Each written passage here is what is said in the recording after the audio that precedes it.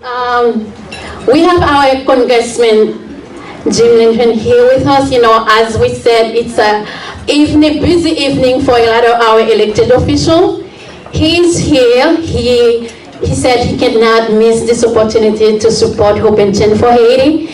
So I will call him, and we have some our honorees tonight, and we're gonna have a little change in our schedule. And as he has to go, I will call our honorees to come in front. We will proceed with this ceremony instead, and then after we will continue with our speakers. I hope they are not mad at me. So please let me call our Bishop Simon. Can you come in front, please?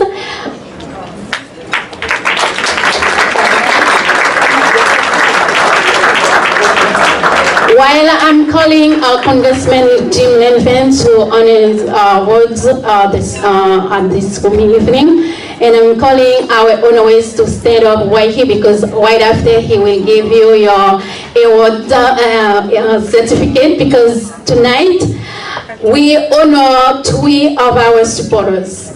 And I'm calling Bishop Simon. Bishop Simon is a Haitian.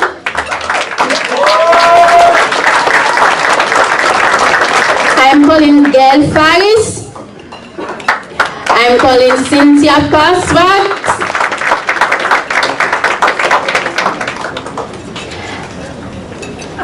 Three of our honorees tonight. Bishop Simon is a Haitian. He has a church, Elmont Church of God. And if you want to know about what he's doing for the Haitian community, this evening is not enough to tell you all about it. And then because we don't have words to say that, we say, let's ask our congressman, tell him for us what we feel about his doing. And it is the same way to our supporters, donors, unconditional. Cynthia, our member, Gail, when we first started, she always there in the first seed we planted. She was there to invite us. We didn't have words to tell you how we feel about your support to us. But this award will tell you as a way to thank you. Can you please come, Congressman Jim Lincoln?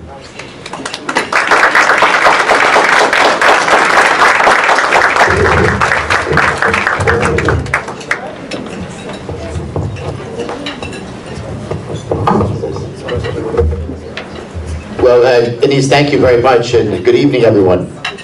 What a wonderful turnout for Hope and Change tonight, and I just wanted to stop by to congratulate the great success of this evening's event and the attention that it was formed for, and I want to recognize Denise, our MC tonight, and Dr. Jermaine as well, the Executive Director of this great organization. You have some very distinguished guests in the room here tonight, and I just want to recognize Representative Lancia, as well as Senator Cano and Senator Quezada. Let me also recognize Councilwoman Matos, and I understand also that Council President Salvatore is here today as well, and I hope you'll join me in a just acknowledgement of our elected officials here tonight. Thank you for being here and taking time out of your schedules.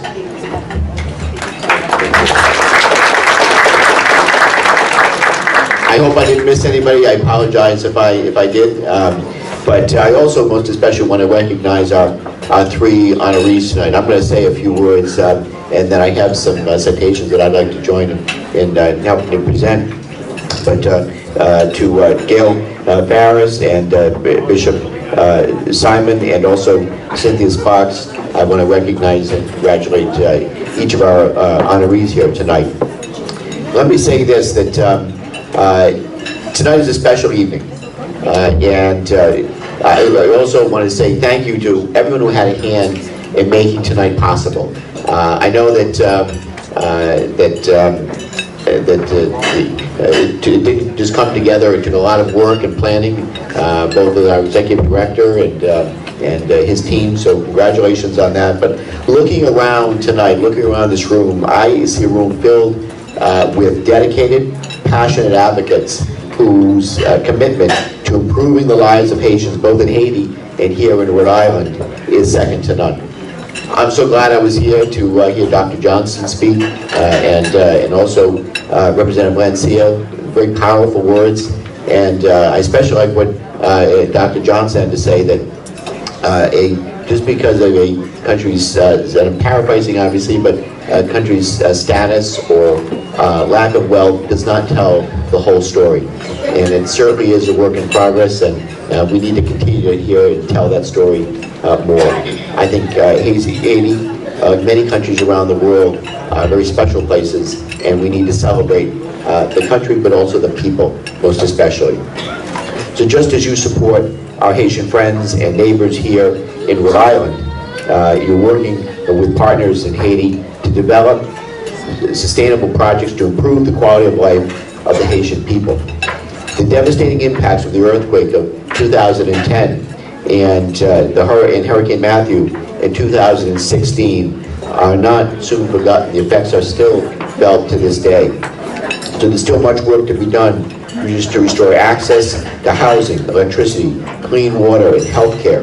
And beyond these basic needs, the opportunity to pursue an education and achieve economic independence and mobility. So Hope and Change for Haiti is in country, working with Haitian schools to strengthen the quality of education, implementing sustainable agricultural projects to fight against deforestation and erosion, and constructing large cisterns to catch rainwater, just to name a few projects, all of which are important and need our support. In Washington, also, I believe that we have to prioritize policies toward Haiti that support economic growth, improve health care and food security, promote respect for human rights, and strengthen its democratic institutions. Beyond that, however, we must also fight for policies that have allowed members of this community to remain in Rhode Island who want to stay here under temporary protected status following the natural disasters that devastated Haiti. Earlier this month, I joined with many of my congressional colleagues in sending a letter to Secretary of State Pompeo urging him that he reconsider the decision to end temporary protected status for more than 400,000 Salvadoran, Honduran, and Haitian beneficiaries currently in the United States, because I think it's the right thing to do.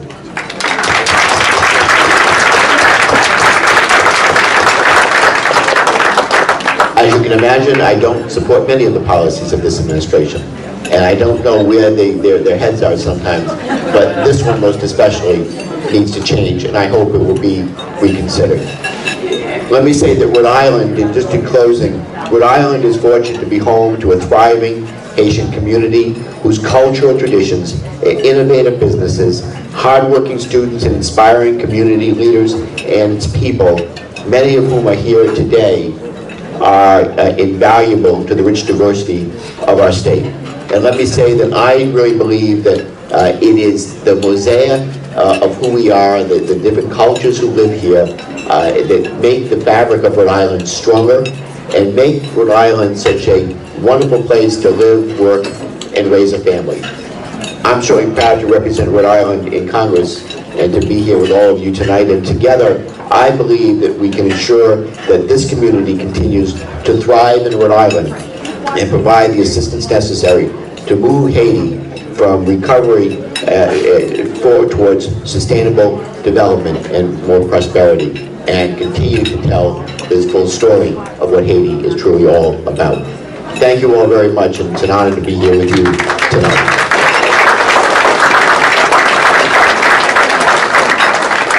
I know you're going to hear more about the honorees in just a few minutes, but I did have congressional citations that I'd like to present, if that's okay. And then first is to Gail Harris.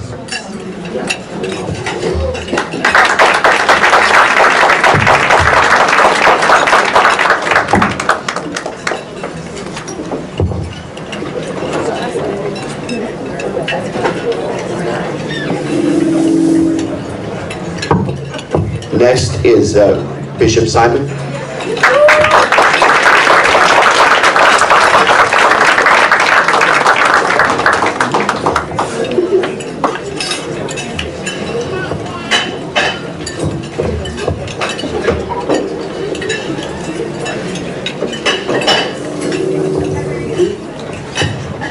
finally, to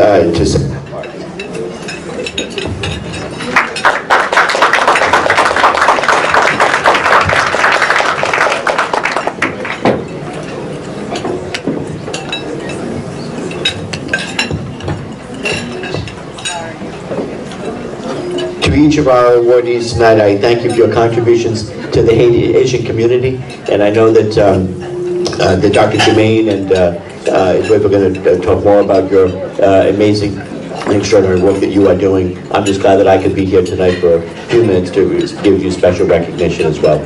Thank you all very much, and congratulations.